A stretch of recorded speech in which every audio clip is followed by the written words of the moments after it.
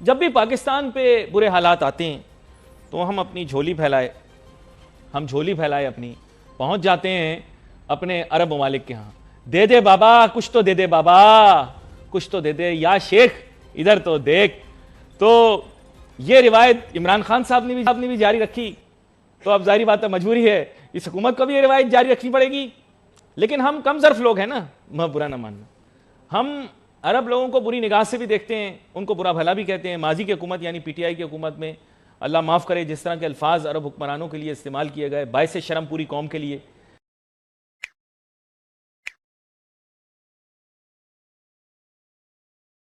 تو ہم اپنی جھولی پھیلائے اپنی پہنچ جاتے ہیں اپنے عرب ممالک کے ہاں.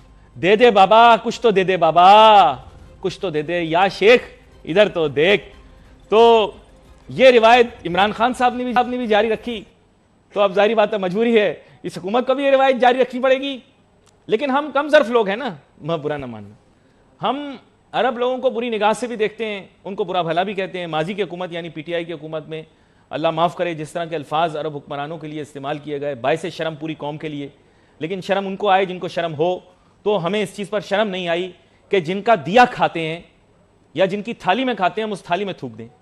ہم نے عرب لوگوں سے پیسے پکڑ کے ان کے کام نہیں کیے, ان کو جھٹلایا, ان کو دھوکے دیے. میں آپ کو صحیح بتا رہا ہوں کہ عرب ممالک میں پاکستان کی ریپوٹیشن بہت ہی خراب ہے. عرب پاکستانیوں کو بالکل ٹھیک لوگ نہیں سمجھتے. میں ان کی رائے سے نہ اتفاق کروں گا نہ اختلاف کروں گا.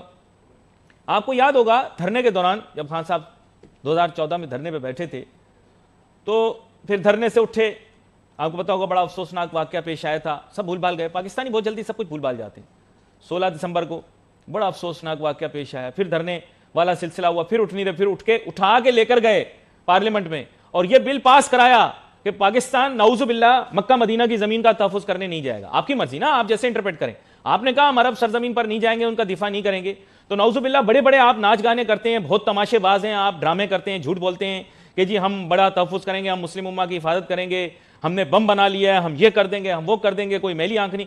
تو تب مکہ مدینہ کی زمین والوں نے بھیک مانگی, آپ سے گزارش کی کہ آؤ بچاؤ. تو آپ نے کہا نہیں, ہم فہمت کر رہے ہیں, ہم مصلحت پرست ہیں, یہ آگ ہمارے ملک میں لگ جائے گی جو وہاں لگی ہوئی ہے.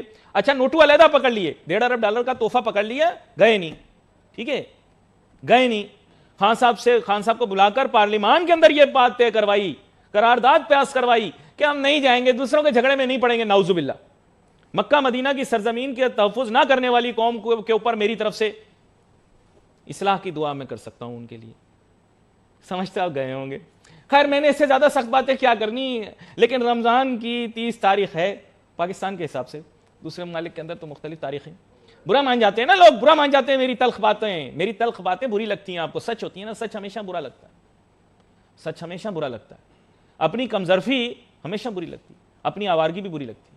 اپنی بیٹی بھاگ جائے تو بندہ دوسرے پہ ڈال دیتا ہے, بھگا کے لے گیا, ورگلا کے لے گیا. 3 دن تو رمضان کے 4 دن تو اسی میں نکل گئے آپ کے کہ بھاگی ہے یا بھگائی ہے. خیر آپ کی ریپوٹیشن اس وقت عرب ممالک میں بہت خراب ہے, آپ کی ساکھ خراب ہے. اور یہ ماضی کی حکومتوں سب کی, اس میں شہباز شریف صاحب کا قصور نہیں ہے, اس میں ماضی کی حکومتوں کا بھی بڑا اہم کردار رہا ہے. ماضی میں ان کی اپنی بھی رہی ہے حکومت, بڑا نام ہمارا